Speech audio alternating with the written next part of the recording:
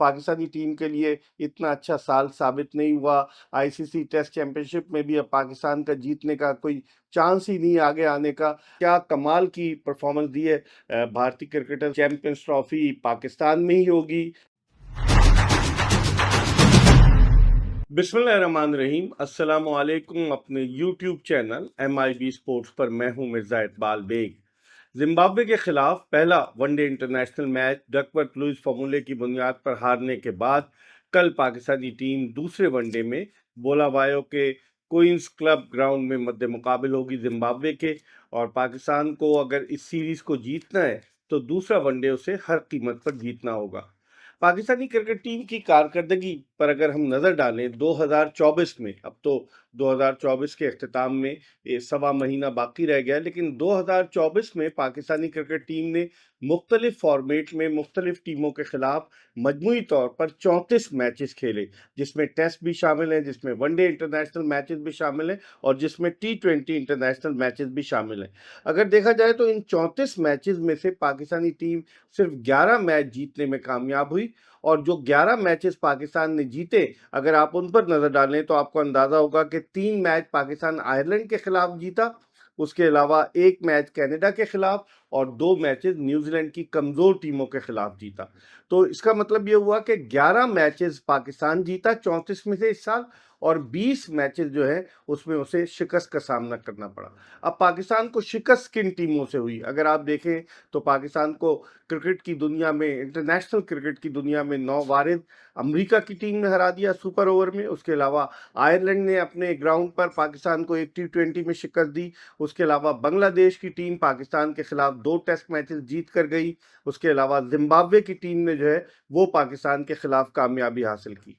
अगर आप देखें तो पाकिस्तान ने जो इस 2024 का अगर हम जायजा लें तो पाकिस्तान ने कोचेस तब्दील किए। उसके अलावा अगर आप देखें कि पाकिस्तान ने जो कोचेस के अलावा कप्तान भी तब्दील हुए, और भी बहुत सारी चीज़ें हैं जिनके ऊपर अगर आप नज़र डाली जाए। और पाकिस्तान को वो तो मैं भूल ही गया कि 3-0 से वाइट वॉश हुआ पाकिस्तान को T20 सीरीज में ऑस्ट्रेलिया के खिलाफ। तो इन तमाम चीज़ों पर अगर आप नज़र डालें तो पाकिस्तानी टीम की कारकर्दगी जो है वो तसलसल का शिकार नहीं रही है। उसमें गैर यकीनी कारकर्दगी थी, कभी तो कमज़ोर टीमों से हार गए, अब जैसे कल जिम्बाब्वे से हार गए। पाकिस्तान को हारना नहीं चाहिए था, लेकिन जिस अंदाज से पाकिस्तान ने जो है वो T20 वनडे और टेस्ट मैचेस में इस साल कारकर्दगी दिखाई है, तो वो बड़ी मायूस कुन है, क्योंकि पाकिस्तान T20 वर्ल्ड कप के सेकंड राउंड में भी नहीं पहुंच सका और बड़ी मुश्किल सूरत हाल थी पाकिस्तान के लिए। अगर हम देखें तो इस साल पाकिस्तान के पास जो 6 फरवरी को जो है पाकिस्तान क्रिकेट बोर्ड के नए चेयरमैन ने टेक ओवर किया, उससे पहले ज़का अशरफ चेयरमैन थे। तो तसलसल नहीं रहा, जिसे कहना चाहिए कि कप्तान तब्दील हुए, उसके अलावा कोचेस तब्दील हुए, उसके अलावा बहुत सारी सिलेक्शन कमेटी में तब्दीलियां आई, तो जिसकी वजह से पाकिस्तान क्रिकेट में वो कंसिस्टेंसी, तसलसल की कमी रही और उसकी वजह से पाकिस्तान को ये दिन देखना पड़ा। आप देखते हैं कि कल दूसरे वनडे इंटरनेशनल मैच में पाकिस्तान अपनी टीम में क्या तब्दीलियां करता है। अगर आप देखें तो 5 खिलाड़ी अब तक इस टीम के पाकिस्तान के नहीं खेले। अबरार अहमद उनमें शामिल है, शाहनवाज दहानी है, अहमद दानियाल है और उसके अलावा तैयब ताहिर है। तो अब देखते हैं कि पाकिस्तान कल क्या तब्दीलियां करता है, लेकिन ये पाकिस्तान के लिए बड़ी परेशानी का बायस है। 2024 का साल पाकिस्तानी टीम के लिए इतना अच्छा साल साबित नहीं हुआ। आईसीसी टेस्ट चैंपियनशिप में भी अब पाकिस्तान का जीतने का कोई चांस ही नहीं आगे आने का, चाहे वो 2 टेस्ट मैचेस साउथ अफ्रीका के खिलाफ जीत जाए, वेस्ट इंडीज के खिलाफ जीत जाए, क्योंकि 17 टेस्ट मैचेस खेले जाने इस साइकिल के मुकम्मल होने में। और जिस तरह से आज भारत ने एक बड़े मार्जिन से 295 रन से हराया ऑस्ट्रेलिया को, तो भारतीय क्रिकेट टीम अब इस वक्त आईसीसी की जो टेस्ट रैंकिंग है उसमें टॉप पर आ गई है। और भारतीय क्रिकेट टीम की अगर आप बात करें तो परसेंटेज देखी जाती है, और आईसीसी टेस्ट चैंपियनशिप की जो परसेंटेज है वो भारतीय टीम इस वक्त 61.1% के साथ टॉप पर है। और उसके बाद ऑस्ट्रेलिया है जिसकी परसेंटेज 57 है। उसके बाद जो है श्रीलंका 55 है, न्यूजीलैंड 54% और साउथ अफ्रीका 54% पर है। तो अब अगर भारत 4 टेस्ट मैचेस जीत लेता है इस सीरीज के जो 5 टेस्ट मैचों पर मुश्तमिल सीरीज एक तो जीत चुका है, तो फिर उस सूरत में भारत फाइनल के लिए क्वालिफाई कर जाएगा। आपको याद होगा कि साउथहैम्पटन में भी भारत ने फाइनल के लिए क्वालिफाई किया था और फिर भारतीय टीम की कारकर्दगी अच्छी नहीं रही थी और भारतीय टीम जो फाइनल तक तो पहुंचती, लेकिन फिर उसके बाद क्या होता है। तो अब दूसरी तरफ लॉर्ड्स में भी भारत ने फाइनल के लिए क्वालिफाई किया था आईसीसी टेस्ट चैंपियनशिप के। तो अगर हम देखें तो हमें अंदाज़ा होगा कि भारतीय टीम की कारकर्दगी इस मर्तबा बड़ी अच्छी रही है टेस्ट मैचेस में भी, और कोई तवक्को नहीं कर रहा था कि भारत जो है वो हरा देगा ऑस्ट्रेलिया को और इतने बड़े मार्जिन से हराएगा। पर्थ में पहली मर्तबा भारत ने ऑस्ट्रेलिया को हराया। जो भी टीम ऑस्ट्रेलिया का दौरा करती है वो पहला टेस्ट मैच ऑस्ट्रेलिया उसका पर्थ में रखता है। पहले वैका ग्राउंड था, western Australian cricket association ground Perth का, और अब ऑप्टस स्टेडियम उसके नज़दीक ही बना है वहाँ, क्योंकि वहाँ की पिच बहुत तेज़ होती है।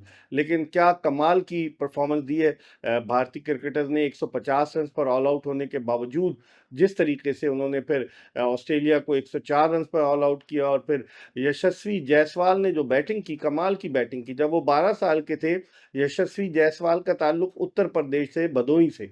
वो जब 12 साल के थे तो वो मुंबई आ गए और अपने वालिद के साथ वो जो है पानी पूरी बेचा करते थे, एक झोपड़ी में रहा करते थे। लेकिन फिर उसके बाद उन्होंने जो क्रिकेट जब शुरू की तो अब देखें कि किस तरीके से उन्होंने भारत की अंडर 19 टीम की नुमाइंदगी की, अंडर 23 टीम की नुमाइंदगी की, और टेस्ट मैचेस वो 15 टेस्ट मैचेस में 4 सेंचुरियां बना चुके। तो सही मानों में भारत को एक और बैटिंग हीरो मिल गया।